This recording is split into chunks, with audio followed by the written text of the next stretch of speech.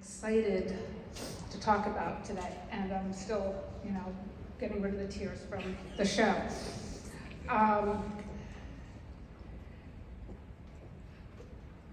With the results of this election and many of the relevant themes in Ragtime,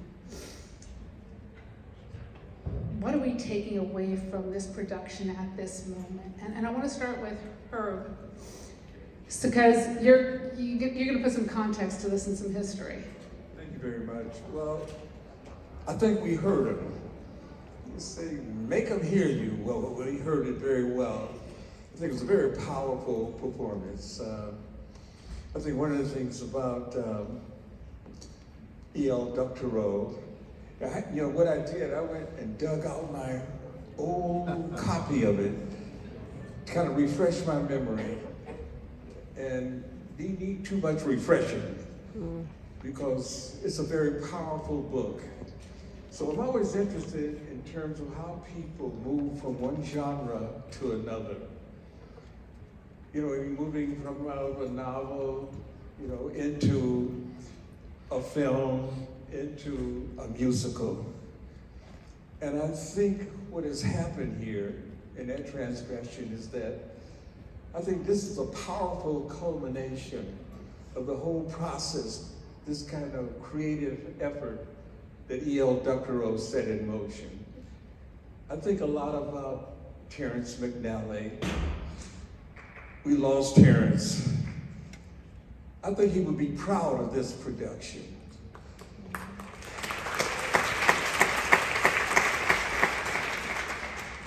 As I think about it, he was born on November the 3rd, 1938. We have a tremendous amount in common. I'm November the 1st, 1938. I thought about Terrence in this production, and it's done so seamlessly from the novel to the musical. Almost, it's imperceptible separating the libretto from the lyrics, from the book. There's a couple things that really struck me because not only is it accurate to the point, but it exceeds, it adds and complements, what Doctorow did. I was thinking about a couple of lines in there, where they found the baby in the garden, and the line was like Moses from out of the bulrushes. Doctorow never wrote that. The other thing, when Cole House is sitting at the piano, getting ready to do his performance, and the family asked him to do, can you do a coon song? That's not from the novel at all. This just shows you how Terrence and Orange was so much in touch, with the whole understanding where Doctorow was coming from. So all in all, I would like to say that past is prologue. I mean, this is a production, Eleanor, but I think about the current political situation. Ragtime is right on time. And one of the things about, Kamala could have used Emma. and with that, I think Emma's in the wings, and she's going to come out and join us. Shaina, congratulations, and thank you for your performance. Can you share with us your process of interpreting Emma Goldman as a character in Ragtime? And what is the importance of that, of storytellers to revive, uplift, and sustain stories from the past? Oh yes, hello everyone, hi. So yes, Emma Goldman. I think Emma and a lot of historically women of activists can often be remembered as sort of, a frumpy battle axes, humorless, and so Emma was actually 37 in 1906, she was actually young and hot. And so it was important to me with her to tap into her righteous rage and her intelligence and also her sense of joy. I think Emma, I try to imagine her as a person who really found her sense of joy in standing up to power, in corralling a group of like-minded people for a common cause, and that there is, the joy and the rage can go hand in hand, and so that was important to me. Because I think you were asking the importance of telling these stories about the past. I think, a lot of, especially women in women's history, I'm also over at my musical Suffs down the street. And that tells the story of the women's suffrage movement about, it takes place about 10 years later than this one. But we, I think, often haven't been asked, in women's history specifically, to, women are not a part of our national imagination. We haven't been asked to fully humanize them and lift them off the dusty pages of history, or not consider them to be a statue in bronze of a strong woman. So it's exciting to me to tell these stories, to get to humanize and not vilify or glorify, but humanize these women. And it's important to tell the stories, I think, not only in these hallowed halls here in New York City, but also these musicals, Ragtime, and I would be so honored if one day Suffs be performed by schools and communities around the country. I consider the American musical the most democratic art form, because, there are barriers to access here in New York, the price of a ticket and whatnot, and yet these musicals live on and they endure and they get put on as these perennial pageants of our young people get to try on these stories and learn what it feels like. And listen to the cast albums. I was so into the cast album of Ragtime as a kid, and researching Emma and learning what a strike was, asking Jeeves, I think we grow up having to actually take on these projects of storytelling together. Thank you so much. So Kat, let's go to you now. Back to the election and the themes of Ragtime. We see the theme in Ragtime of racism, sexism, misogyny, anti-Semitism. It's all there. It's kind of a parallel, huh? It's all there. I have to admit, this was actually the first time that I had seen Ragtime, and I almost watched the movie version before I came, and I was like, I want to go in fresh. Sort of shocking because I'm like a musical theater nerd, but somehow Ragtime, I missed it. But I think actually what struck me the most as unusual was how the play shows how interconnected we all are. Right, and that's something that we talk about all the time at the Tenement Museum. If you haven't been, we tell the stories of real families, ordinary families, people who weren't in history books, who weren't famous, who were immigrants, migrants, refugees, and we tell their stories from different time periods, different backgrounds, but we try to look at the interconnections, right, and how we are interwoven. And I just feel like the way in which we see these characters seeing each other and seeing the different experiences that they are having of America and how connected those experiences are while being different, that to me just really resonated. And is like almost a hard challenge for our current moment, like 4 days after the election, to think about what it means to really see each other and really hear each other's stories and see how we are interconnected. But that's really what is resonating with me right now. Jennifer? There's so many takeaways. A couple stand out for me, similarly to Kat and others. Thinking about the election, I think it's really, really important for us to revisit these moments, these historical moments in the fight for justice, because they resonate with so many things today. And also they help with our understanding of the nuances, so we can understand our choices for today and how we can move forward.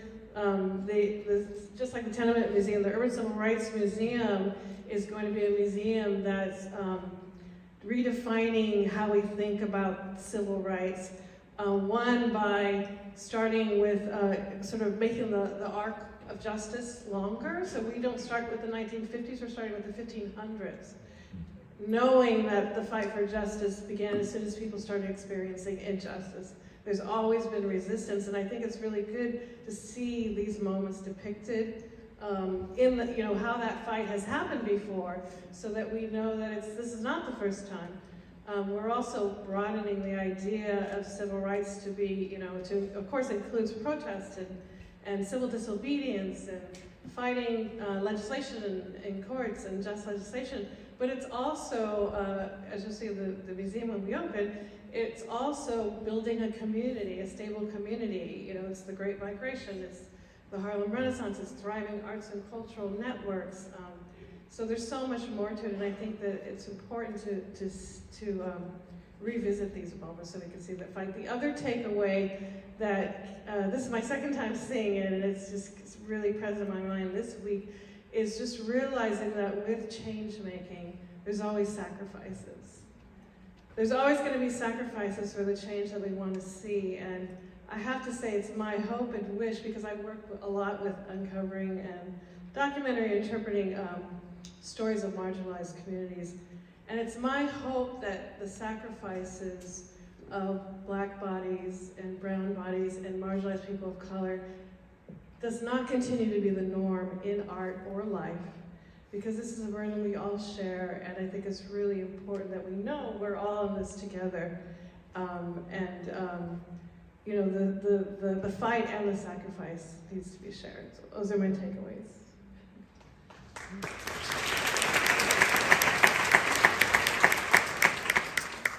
In these last few days, with everything that's happened, I've been so fortunate to get to perform Suffs down the street and Ragtime here at City Center, and it has struck me that in the aftermath of such an election in Russia or China, we would not be allowed to do this, to gather and to tell the stories of our past, to freely assemble, to freely express ourselves, as there's still constitutional rights that we have in our democracy.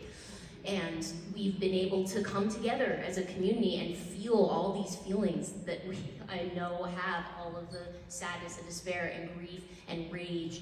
We have gotten to gather together.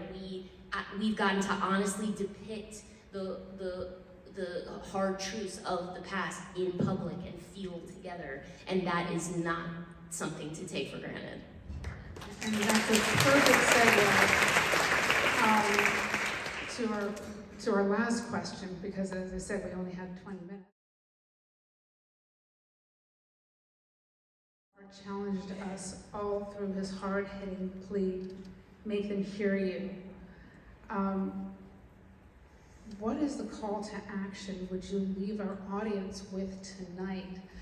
And I'm also going to couple that with one of the other scenes that you see in this show of the three little children playing in the last bit of the show. And I mean, when I look at that, the call to action that I see is make sure that our children have a voice and that they learn to use their voices and that they're not silenced, because their voices are important too, and too often we do not listen to them. No doubt about it. That's the future. That's our future. We got to protect that future for them too. One of the things about the play that resonates, the music that resonates for me, is that we can never go back to before. It reminds again of what Kamala was talking about. You know, we're not going back, we're going forward. She did not win that contest, but I think the words that she leaves with us, we're gonna have to pick them up. We inherited a struggle. She set it in motion in a short period of time. I think it's gonna resonate across this whole surface in terms of the culture, the music, the theater. All of that's gotta pick up the spirit of what she was talking about. Cannot go back, we gotta go forward. We can never go back to before. That's where we are.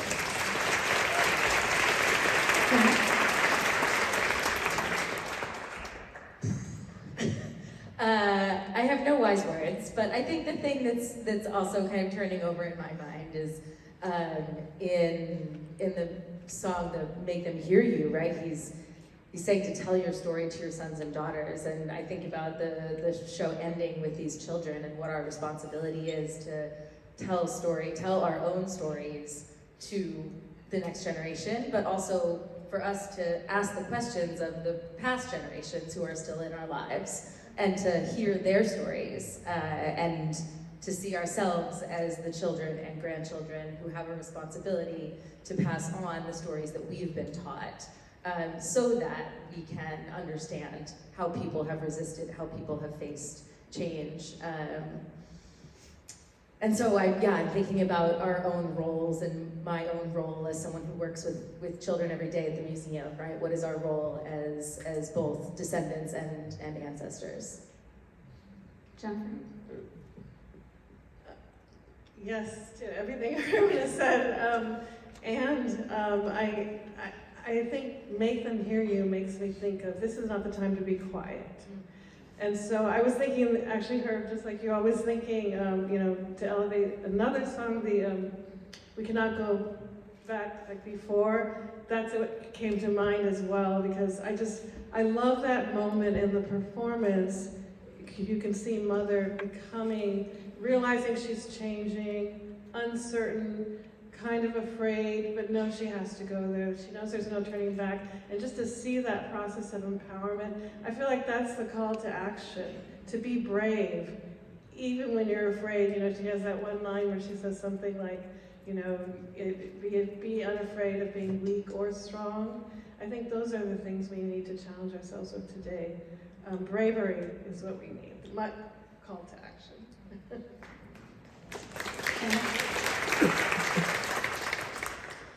So much to say, so little time.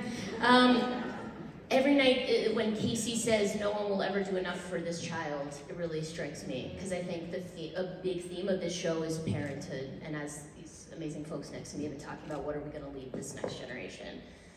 I don't know about you, I feel daunted, I feel heavy, I feel all the things that I imagine a lot of us might be feeling, and yet none of us has to be individually responsible for fixing the whole thing, right? Small is all. We can take a small step. Next year's an election year too. Get involved in your city council, your local and state races, Try and think of in this next year one sustainable, consistent action you can take on a local level. Sign up to volunteer for your Planned Parenthood chapter, sign up for your city, whatever it is, whatever cause you care about, whatever child in your life whose future you care about, have them be your why. Take one action this next year that you didn't take before. Keep showing up. Try not to disengage. Try not to isolate and go inward. It feels good, like I was saying before, Emma's sense of joy. It feels good to join together. It felt good to volunteer for this campaign. As heartbroken as I know we are, it felt good, right? Try not to lose that feeling. We can still show up. We can still participate. And while you're doing all of those things, make sure to go visit the Tenement Museum, visit the Civil Rights Museum when it opens, go to see Broadway shows, keep on coming to City Center, and make sure Suffs gets to all the high schools and colleges around the country.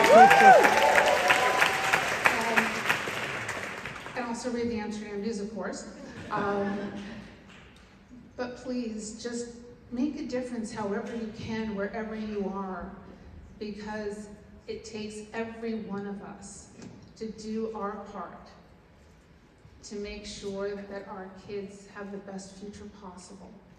And just by staying here for a few more minutes, we've done just a little bit. And so let's all work together to make sure that they can hear us, and that we can make them hear us. Thank you so much. And you can also join us up on the mezzanine, I think it is, that